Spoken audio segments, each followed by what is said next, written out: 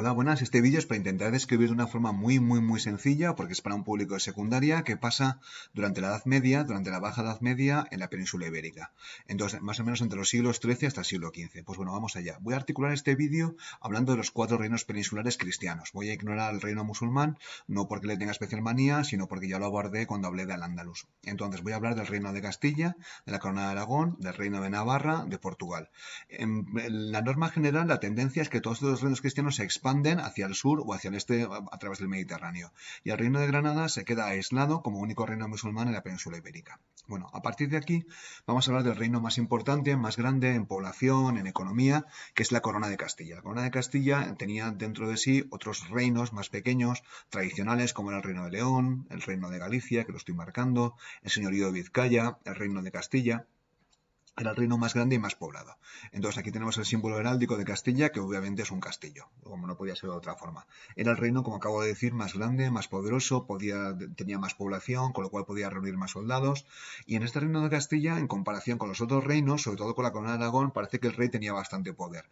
Las cortes no tenían el valor de frenar al rey todo lo que querían, entonces los reyes de Castilla tenían un ejércitos casi permanentes, aunque no tenían permanentes, tenían ingresos, tenían dinero y eran bastante más poderosos que el resto de reyes.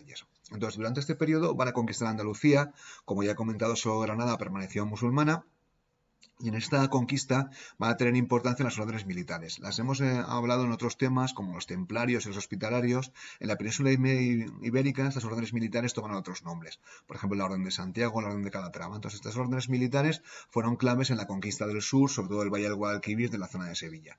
Y luego, económicamente, la actividad económica más importante es la ganadería migratoria. Eso no quiere decir que en Castilla no se cultivara, porque se cultivaba trigo, el centeno, etcétera, etcétera, pero Castilla está sobre una accidente geográfico que es la meseta, tiene una altitud muy grande y es difícil cultivar trigo, con lo cual la actividad económica más rentable era pues la ganadería migratoria que iba del norte al sur de la península. Y ahí están las famosas ovejas churras y las merinas. Aquí tenemos una imagen que me resulta graciosa. Estas son ovejas churras que son para carne.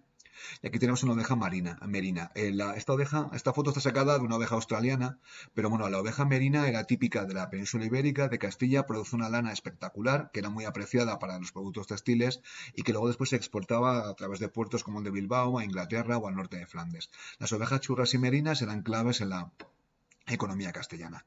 Aquí tenemos una imagen donde se puede ver los feudos de las órdenes militares, que como se pueden ver eran muy importantes, y como se pueden ver que están cerca de la frontera. Aquí está la zona sur, el Valle del Guadalquivir. Estas órdenes militares tendrán mucha importancia en la conquista del sur y en la expansión de Castilla.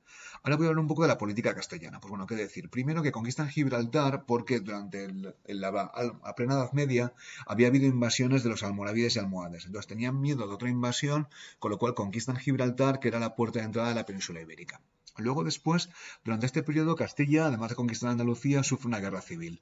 En esta guerra civil, Pedro, que era el rey oficial, legal, era apoyado por los ingleses y su hermano Enrique de Trastámara, un hermano bastardo, era apoyado por los franceses. Esta guerra civil castellana estuvo muy relacionada con la guerra de los 100 años entre Francia e Inglaterra. Entonces fue una guerra, ciertamente, además de nacional, también internacional.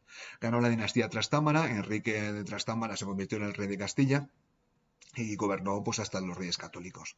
Luego después Castilla también sufre la muerte negra, la peste negra, que afectó pues, terriblemente a la economía y a la población de Castilla. El rey Alfonso XI, hablo de memoria, fue el único rey que murió por la peste negra y que afectó muchísimo a la población. Y luego después, tras la peste negra, también tuvieron lugar los episodios de antisemitismo, conocidos como progromos. En el antisemitismo, los progromos eran ataques a los barrios de los judíos, que vivían separados, los acusaban todo tipo de crímenes, y estos progromos tienen lugar en Valencia, en la Corona de Aragón, en Castilla, y bueno, fueron bastante sonados en el siglo XIV, si no me equivoco. Aquí tenemos dos imágenes de reyes castellanos conocidos.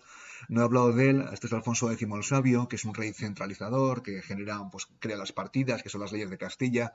Es un rey además que tenía fama de erudito, de sabio, que tenía muchos sabios en su corte. Y aquí tenemos una imagen de Enrique de Trastámara, lo podemos ver aquí, al cual le presentan mercenarios en la cabeza de su hermano Pedro I el Cruel. Entonces, bueno, estas son imágenes de crónicas sobre los reyes de Castilla. Y vamos a ver qué pasa con los otros reinos, porque la corona de Castilla era el reino hegemón que dominaba la península ibérica y se relaciona con el resto de reinos. Primero, conquista Murcia.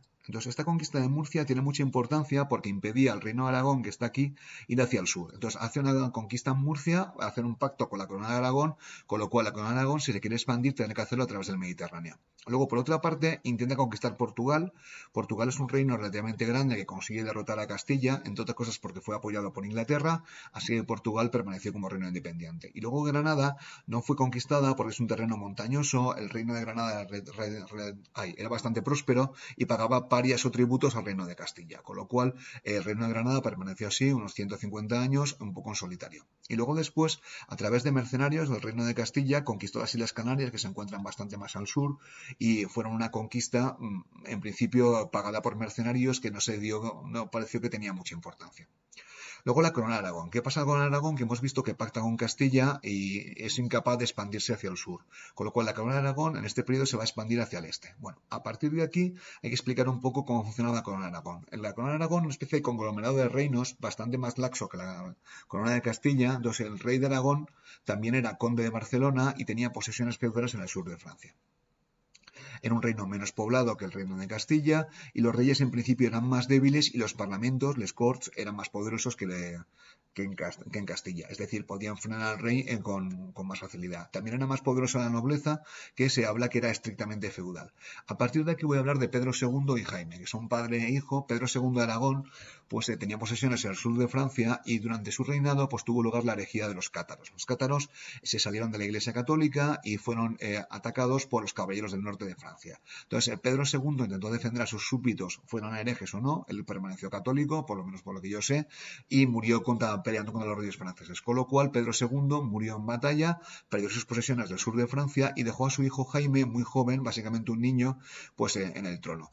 Jaime fue educado por los templarios y sobrevivió. Normalmente los reyes muy jóvenes no solían sobrevivir a su infancia porque la nobleza los ejecutaba o apareció un nuevo rey. Entonces, a este Jaime I, la nobleza tenía bastante poder y le ignoraba, sobre todo la nobleza de Aragón.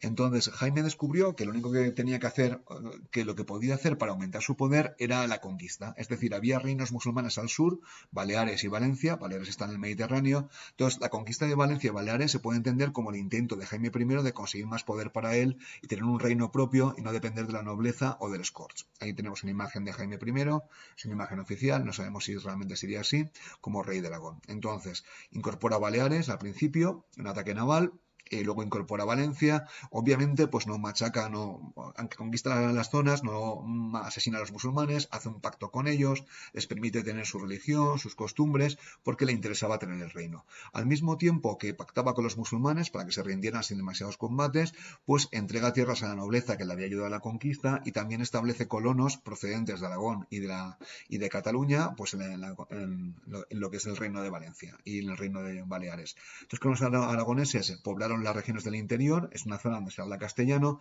y luego los colonos catalanes sobre todo poblaron la zona de la costa. Hay un libro que se conoce como el Llibre de Repartiments, donde se aparecen los lotes de tierra que se entregaban a cada uno de los colonos, porque en estos momentos los pobladores cristianos todavía eran minoría, aunque tenían las mejores tierras. Entonces, tanto Valencia, sobre todo, era una tierra el lejano oeste, era una tierra fronteriza, había muchos combates, no estaba muy consolidada, era un nuevo reino. Entonces, para consolidar este nuevo reino, Jaime I entrega las leyes a Valencia en una especie de privilegios, de fueros. Estos furs a la ciudad de Valencia eran una especie de donación real a la ciudad para mostrar que eran suyas, ¿no? Porque si el rey daba las leyes a Valencia, significaba que Valencia le debía sumisión a él. Entonces, como he comentado, Valencia y Baleares fueron conquistadas como una forma de conseguir poder por Jaime I. A partir de aquí, las cosas comenzaron a ir bastante bien para la corona de Aragón y se expandió por el Mediterráneo, pues a las zonas de Nápoles, Sicilia, Cerdeña. Entonces, básicamente no tenía mucha población, pero bueno, las cosas le fueron bien. Barcelona fue la principal ciudad durante los siglos XIII y XIV. Esta preeminencia de Barcelona pues tuvo su fin con la peste o la muerte negra, y luego Valencia, la ciudad en el sur, viviría su edad de oro durante el siglo XV. Es la época donde viven Joan Martorell, Ausiàs Marc, los grandes poetas valencianos, y la ciudad de Valencia pues tiene su momento más dulce en el siglo XV. Y bueno, Como he comentado, se conquistan Cerdeña, Sicilia y Nápoles, se conquistan de la misma forma que eran territorios pertenecientes a la corona, y de hecho Nápoles era una zona tan poblada y tan rica que el rey Alfonso V se mudó allí. Entonces se puede decir que la capital del reino no estaba en Valencia, no estaba en Barcelona, sino que estaba en Nápoles. Aquí tenemos una imagen, obviamente es una pintura, es una especie de ilustración, no es de la época, de las tropas de ligeras almogávares, que eran las tropas ligeras de choque que le valieron a la corona de Aragón para expandirse. Eran tropas llegadas de las montañas, bastante buenas, bastante efectivas, y eran tropas ligeras.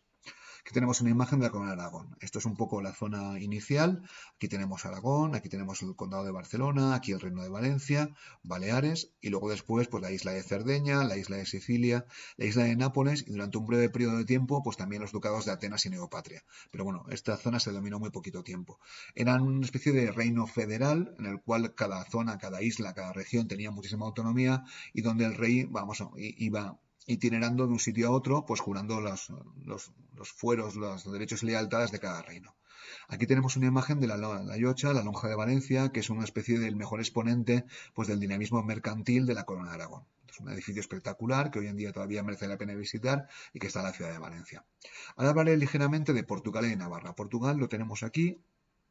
También se ve bloqueado en su expansión al sur por el Reino de Castilla. Entonces, la política portuguesa también quiere expandirse. Hay ciertos sueños de expandirse al norte de África, pero bueno, en Marruecos los musulmanes están muy consolidados y el reino es muy poderoso. Y entonces, bueno, no tenía tierras para conquistar, era menos poderoso, derrota a Castilla con apoyo de Inglaterra, como he comentado. Entonces, la opción portuguesa va a ser la mar. El mar se convierte en un país marinero y entonces comienza a ocupar islas que estaban relativamente cerca, como las Azores, Madeira, donde descubren que se puede cultivar la caña de azúcar, que yo he definido aquí como el oro dulce. El azúcar era un producto muy escaso en Europa, entonces el reino de Portugal conseguía muchísimos ingresos, y este oro dulce, pues, conseguido a través de la caña de azúcar, también descubrieron de forma bastante terrible que era mejor cultivado por los esclavos, que aguantaban mucho mejor las terribles condiciones de trabajo. Así que también Portugal tiene el dudoso honor de haber reintroducido la esclavitud en Europa en el siglo XV. Había esclavos, bueno, muy pocos, pero ahora comenzaron a importar esclavos africanos secuestrados en África. Pero bueno, es un tema que hablaré en otra ocasión.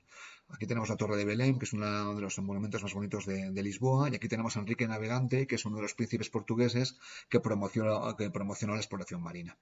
Bueno, y finalmente Bar de Navarra, que como podemos ver aquí, pues es un reino que se ha quedado encajonado entre el resto de reinos, es un reino chiquitín, que tiene bastante poca importancia a nivel internacional, pero bueno, hablaré un poquito de él. Su edad de oro tiene lugar en el siglo XI con Sancho III.